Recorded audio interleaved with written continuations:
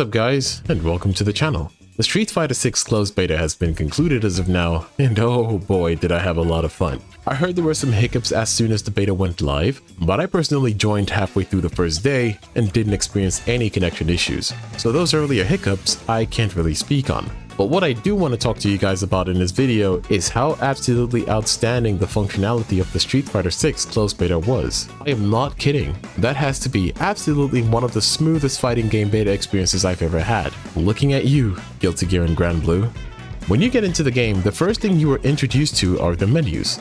No other functionalities are available at this point, so naturally we go to the Battle Hub mode, where we are greeted by a fantastic intro scene where we get introduced to the lobbies and given freedom to make our own character, and I mean too much freedom. There were some really absolutely cool characters, and there were the most boring characters that you'll ever see, but hey, beauty lies in the eye of the beholder, so you know, I digress. The next thing you will realize in the lobbies, if you had a pretty mid-range computer, is that this game, regardless of being a fighting game, is surprisingly pretty graphically demanding. I used a 9700K and an RTX 2060 and still found trouble running the game at 1080p. In fact, one thing I learned is that the culprit of the biggest performance drawback in the beta was the shader quality. Every other setting can be left on its highest and you would still run the game fairly well as long as the setting was on low. Aside this, the game had some pretty surprisingly good accessibility settings. Being able to play sound cues for a given number of situations such as cross-ups, mids, highs, and low attacks, and even sounds to play when the super gauge is filled up.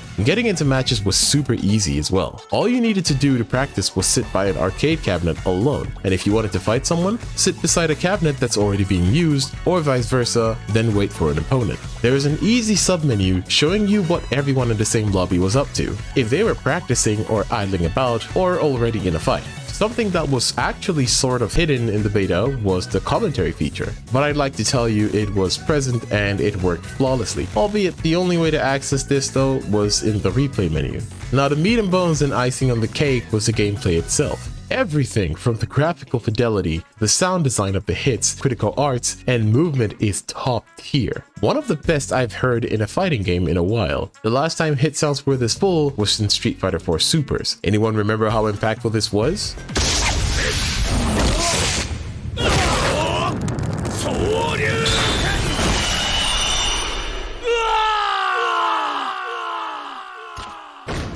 The game manages to do so many things right all at the same time to the point where you just get lost in the sheer experience that it has to offer. But now, onto the specifics. In terms of information, Street Fighter 6 does an amazing job at explaining everything about how the game works. The game shows you a myriad of situations and gives you adequate responses that you can use to get you out of those ambiguous situations. It even adds options for you to make these situations a little bit more unpredictable to train your response time in each of these scenarios. Now, I'm not complaining. The fact that the option is simply available is better than not having it. And to top it all off, representation of frame data in this game is absolutely incredible, with each square representing a frame and each color representing a different type of frame as displayed above. There is even a tooltip explaining to you how exactly frames work in fighting games, but goes on to let you know that it is not necessary to enjoy the game, but knowing that you can move before your opponent after attacking can be advantageous. Now, if you're where I'm from, we all know that the plus frames are from within our hearts. So now, that said, there's even more shown with the system. Options that I never felt like I would need, such as projectile startup time, are even present. Strike invincibility period as well, as projectile invincibility periods are also a thing. Although I wasn't able to find scenarios where I would see this represented on the frame bar, I was able to discover a little bit more intricacies with the parry system.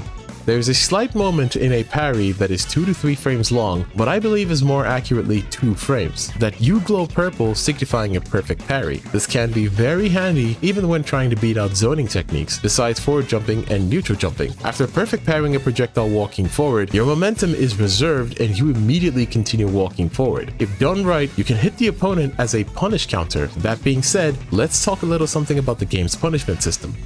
There are normal counters and punish counters. These are more known respectively as a counter for the normal counter and a whiff punish or recovery punish for the punish counter. Punish counters are far more prioritized and painful in SF6. New combo routes become accessible that aren't initially available after punish counters, so you can deal more damage, but here is the weird part. The main benefit to perfect parries is that they make punish counter combo confirms the easiest thing in the world. However, the damage is scaled quite significantly.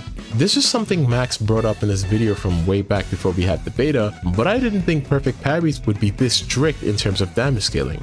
After a perfect parry, any combo that you perform is going to be quite severely scaled, and the crazy thing I couldn't properly experiment after this is if perfect parrying projectiles into punish counters negated this scaling. This for now will have to be something that is looked into if we get another beta in the future. Now, I talked to a couple of friends about this, and we ended up concluding that it was this harsh because of the lack of some proper comeback mechanics in SF6.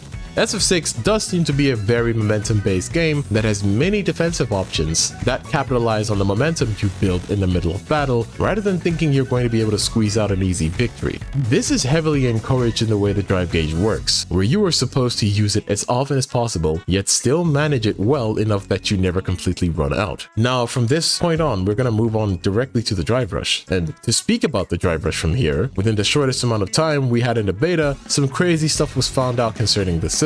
This opened completely new routes because after landing hits in a drive rush, you get more plus frames on hit. It's because of this that using drive rush combos to whip punish an opponent was far more efficient in resources and damage, because drive rushing out of a parry only took 1 bar of your drive gauge. You could always cancel another normal into a drive rush, but spending 3 bars into an exhaustion state that isn't going to kill an enemy is incredibly detrimental. When in an exhaustion state, you take more damage, open more combo routes on yourself because your hit stun is increased, and have no access to your extensive defense options. And at the wall, if you get drive impacted by the wall, you grant access to your opponent's highest damaging combo because you get stunned and can't do anything. Note that this does recover your bar immediately, but hey, that would be if you're not dead, then you can continue using it anyway. Now onto the topic of drive impact. This mechanic seemed incredibly powerful at the start, and you are going to get hit by this a lot, and I mean a lot. But even the game shows you how many options you have to use against this mechanic, such as doing it yourself when you see it coming, neutral jumping,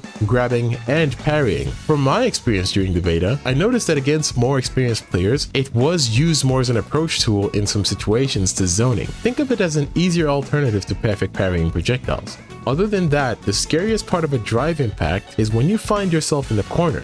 When you get drive impacted in the corner, you will get wall splatted, and your opponent gets a full combo after. This understandably does seem like an incredibly powerful mechanic, but I believe it is something that will fade out as a lot of people do get used to the effects, sound, and animations that trigger the move that is used.